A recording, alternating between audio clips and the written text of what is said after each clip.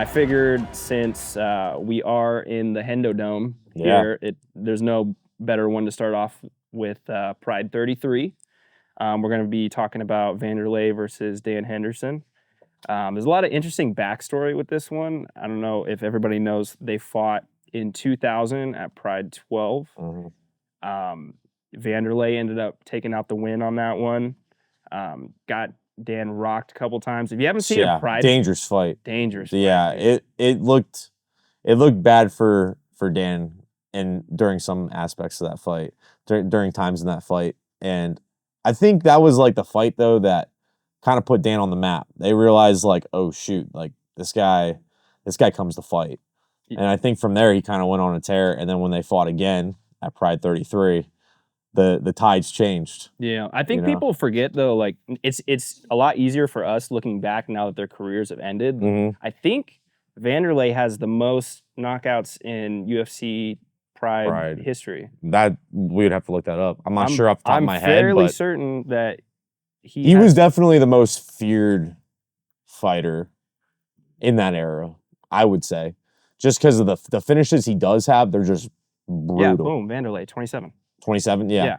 Yeah, so fucking, there's a reason why they called him the Axe Murderer. Yeah. Dude. He was nuts. And I will say, if you watch that first fight, the stare down. Oh, dude, when he goes out in the middle of the ring and he starts doing this, you're like, all right, this guy, he's here to murder, bro. Yeah. You know? And especially, he knows the assignment. Especially, too, when you watch that first fight, it really kind of shows there's a lot of different kind of things playing in between that first matchup and the second matchup, because the second one was in the U.S. Under U.S. sanction rules. So for one, we got the first one was in Japan, so we had one 10-minute round, and then two 5-minute rounds. And they were Dan was swinging towards the fences in that first round. So after that, they were just gassed out, exhausted. The freaking stomp kicks too. That's the one part I've seen, because I haven't watched the entire first fight, but I have seen instances and highlights of the stomp kicks in the first fight. Oh my god. That were just like, holy crap. And Dan took him extremely well. Oh, amazing. Dude, yeah. And he still fought really well after that, which is crazy. That's just proof, like, that guy's made of fucking rocks. Yeah. Because if you didn't watch the fights at all, and you saw them sitting in their corners at the end of round 2, you'd think Dan was winning the fight. Because Wanderlei's eye was all busted up from the first exchange in round number 1, and Dan looked clean. Like, he there's looked nothing fine. wrong with him. Yeah, just a testament to his like physical like toughness. Yeah, it's nuts. He's just a durable dude. Durable. And I know I've shooken his hand. It's like, yeah, it's like leather, bro. It's like a real man's, a real man squeeze on the hand. You're like, all right, dude. So he lost the decision on that one. Yeah. I will say though, based off of just seeing his chin and all of the progression that he made, I didn't feel like his striking at that point was at the level that it was when they met the second time. 100%. We could show some clips too, but he was swinging for the fences. I think as Dan progressed throughout his career, obviously he started off with his collegiate and Olympic wrestling background.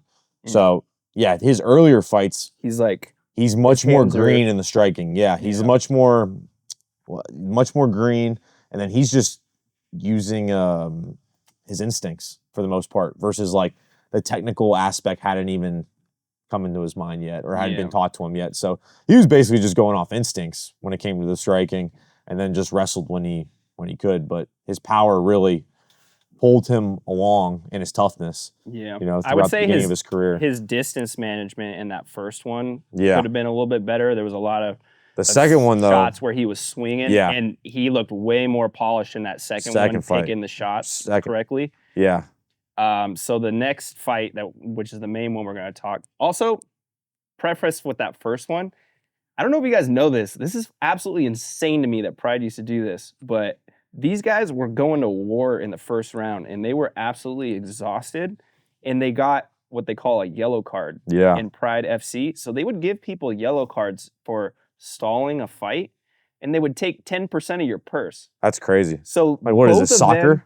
I know. Yeah, yellow and red card in fighting, like just like I think they have a red card too, or something. Yeah, I don't remember that's what the fight's red over. One is. The red one's like the fight's over. Like But they both lost 10%. That's crazy. Like at that point, just fucking stand them up. Yeah. Like if you're complaining that they're not doing anything on the ground, just stand them up again. That's what happened in the second fight. Yeah. They stood him up. And yeah, when Wanderlei was on top of Dan after he tripped after throwing the kick. Like Dan did a good job of like nullifying the ground and pound, and they just stood him up. Yeah, which they did stand him up quite a few times. Yeah. I also thought it was weird in the first one that Dan rocked him with a heavy right, and Wanderlei's eye started bleeding, and they stopped the fight to fix his eye. That's weird. I've never seen that before. But that's like one of those commissions, people. It's a weird sport. Crazier things have happened. Yeah, did he really need his eye worked on? Probably not. Probably it wasn't the worst not. I've seen. Probably not. He wasn't Rory McDonald or Robbie Lawler type shit. Yep. So going into Pride 33, this was in Vegas. Notable people in attendance: Chuck Norris, Nicolas Cage, Harrison Ford. Dude, Chuck Norris in the Bruce Lee movie. Yeah, Enter the Dragon. That last fight scene, I'm like Chuck Norris, and I used to watch Walker Texas Ranger. So I just love that. Like when you look at Chuck Norris, I feel like that guy looked like he was about 40 years old his entire life. Yeah. Oh yeah.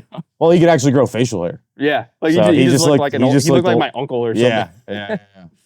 So this one was pretty crazy.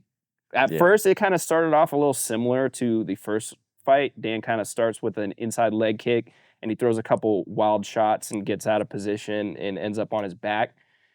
And with Wanderlei on top, and we start to think like, oh, is this going to be a carbon copy of the first fight? Yeah. You know, it took 7 years for Dan to be able to get this matchup again. You know, he fought him in 2000, and now we're in 2007. That's a big jump in career. You know. Yeah. And also probably preface too, he won the welterweight Pride FC belt before this. Against Bustamante. So currently welterweight champ fighting for I think it's middleweight in Pride FC, but it's light heavyweight in UFC. It was like you're correct. 5. Yeah. You're correct. Yep. Yeah. But I do think the rule set for the rounds was definitely a lot better. Yeah. Instead of doing the 10-minute round, because these guys looked fresh the whole fight. The 10-minute round changes everything. And then when you start off that hot, like they did in the first fight, of course you're going to be exhausted the next 2 5-minute rounds. Yeah, so. I get the idea behind it, but I don't think it's the best as far as just like quality of fight. No, I think it's just too long to be fighting for one instant amount of time.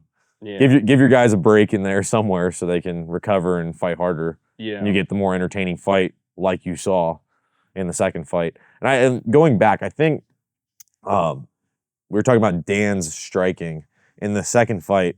His distance control, he used a lot more inside leg kicks. Yeah. And they're not the prettiest inside leg kicks, but you know what? Dan was able to establish kind of his rhythm and then his distance, and then throw big shots off of that inside leg kick.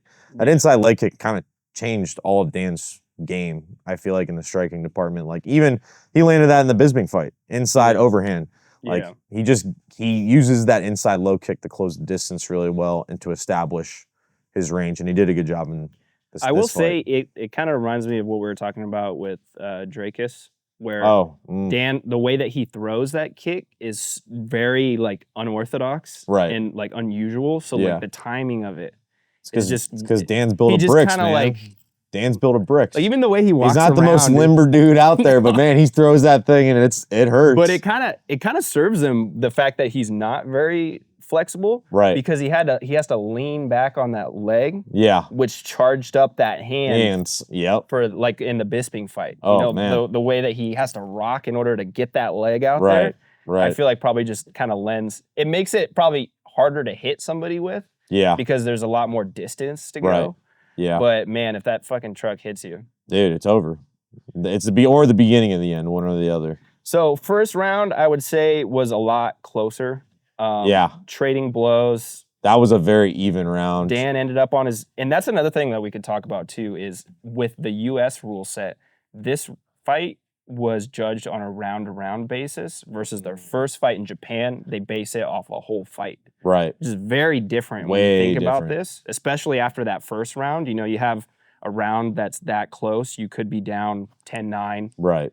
going into the second round versus in the first one, you might have had some low lights in that first round, but Yeah. if you do enough in the other rounds, it's not going to matter anyways. There's a lot more sketchy stuff could happen in Japan with the Japan rule set.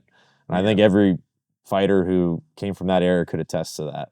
So I think having the US rule set and judging system is just better in general. Yeah. It's not perfect, but it's definitely better than what Japan was doing back At least you have like a general idea of what's going on. Well, yeah. Like going into the fight in Japan, like you could be going to that third round, you don't really know what the judges are thinking. Yeah. But if it's they might all of a sudden change their mind on you the last 5-minute round. Yeah. Then you're like versus if you go round by round, you're like, okay, that round was toss up. Yeah. This round there's no way I lost this round. Right. So you can have like an idea of how much you need to go in the rounds after that versus having absolutely no idea. Yeah. So second round. Man, second round I thought was one of Dan's best rounds. Dan, there were some grappling exchanges where I think the first one where he got to the body lock against the ropes and looked for like an outside trip, and Wanderlei kind of stumbles and he gets Wanderlei in the front headlock and starts kneeing him in the head as he comes up. That was amazing. So like that was real good transitions with his wrestling, and then as he built up, he hit another knee tap takedown that kept Wanderlei down the entire round. Yeah. And the one thing that I saw in that round that stood out was Dan did a really good job of at times pinning him from the full guard. So he was using underhooks from, inside Wanderlei's full guard just to keep him flat. And the con to that is you can't really punch when you have underhooks from that full guard with any of his hands. But he would pummel the underhooks out and get to the biceps where he could get height and really start landing big shots. And that's where he had most of his success, was keeping him times of keeping him flat and then pummeling his hands in to build up that height to land big shots. Yeah. And he did a good job of it. Especially once they got him to the ground, man. Like Wanderlei. He was beating up Wanderlei like he owed him lunch money. Yeah. And Wanderlei is good off his back and has good jiu-jitsu, but he only has the armbar. That's and Dan and he saw it. Yeah, he saw it. Yeah, he saw it. And so Dan, I just think that was the most dominant round, from looking at from a scoring standpoint. Like Dan just dominated. Yeah. Yeah. Yeah. So we definitely score that one, Dan. Yeah. Going into round 3. Yeah, it's 1-1 in my head. If I was Dan, I would be thinking 1-1 right now. Right. And I wonder if we asked Dan, what did your corner say? But like in the first one, I'd say it's close enough where I wouldn't just want to say in my head I had that round.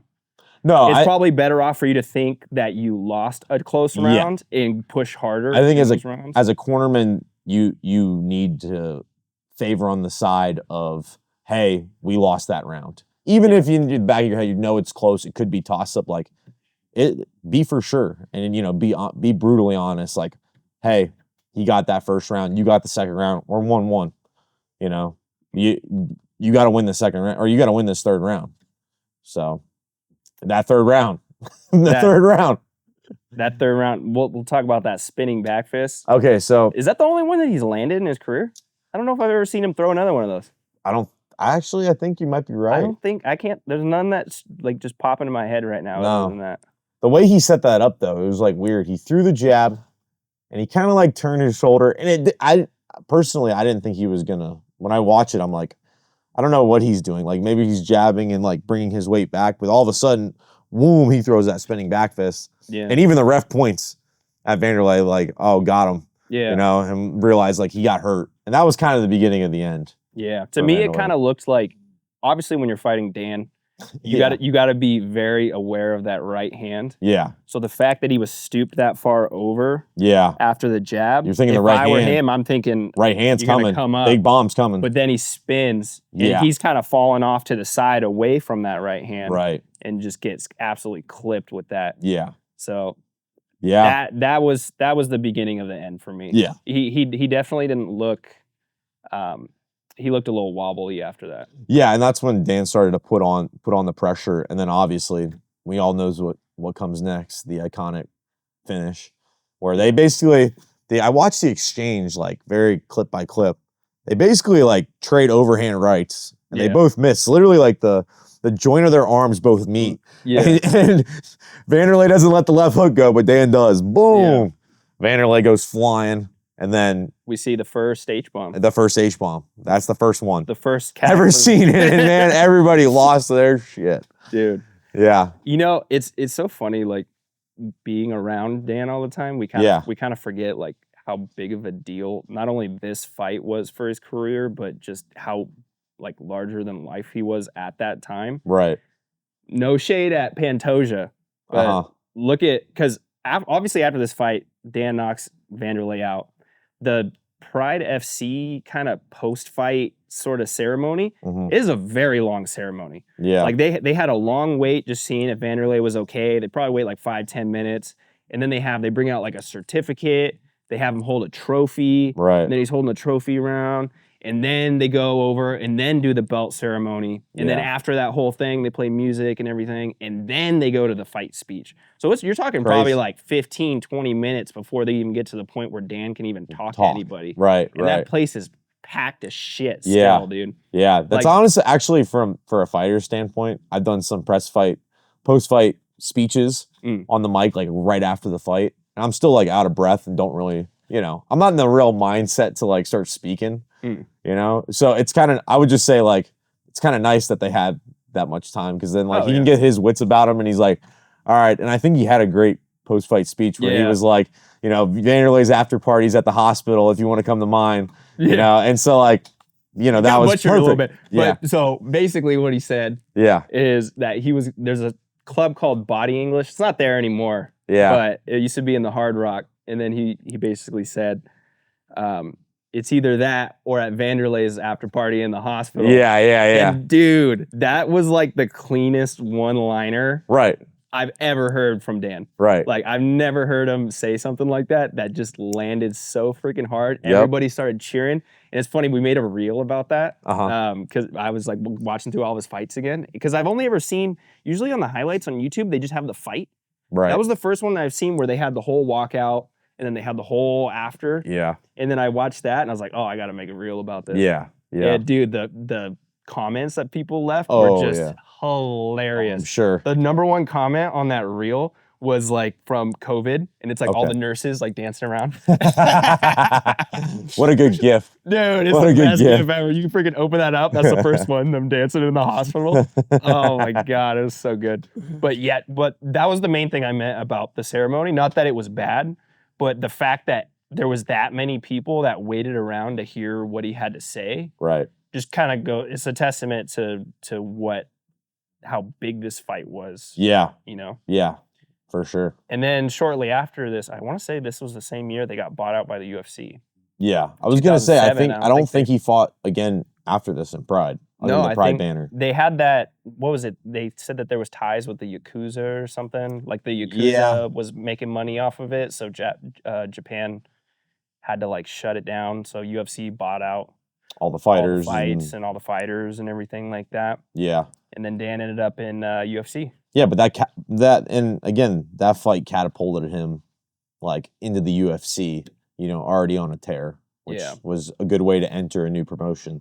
Which is another good thing I think that people have to realize about these Pride fights is some of the, like arguably some of the best fighters that ever ended up in the UFC came from Pride. Right. Yeah, it's kind of like a dawn era in history that, it's like if you went into like a U.S. history textbook, you look back to the 1700 Civil War or something like that, where like it's a war that a lot of people know, it's the North versus the South, but don't really know the real logistics behind, the real details behind it. Like that's Pride. That's Pride for the MMA world, for sure. So notable mention from this event to the Shogun and Alistair Overeem. Oh, okay. Mauricio. Yeah, they fought. That was back when Overeem was a much smaller man. Yeah. Yeah. It was definitely, it wasn't Overeem. It wasn't Overeem that we know now. That's for sure. But it just kind of goes to show when you look back at these cards, Nick Diaz, you got Wanderlei, you got Dan, all the OGs, Overeem, all Shogun, the OGs, Rampage. They paved the way. Like without them, there's no MMA. Like the UFC. The UFC really stayed alive with Stephan Bonner, Forrest Griffin, Tito. Like those kind of guys that really paved the way for MMA. So without them, sport isn't where it's at. Yeah, definitely. So I think that's about all that we have to say for this. I mean, Yeah. this was a if you haven't seen it, go watch the finish. and go watch Pride 12 first. Yeah. And then watch Pride 33 after that, because they're both on YouTube, by the way. You can literally just Google them or YouTube them. But they're pretty wild.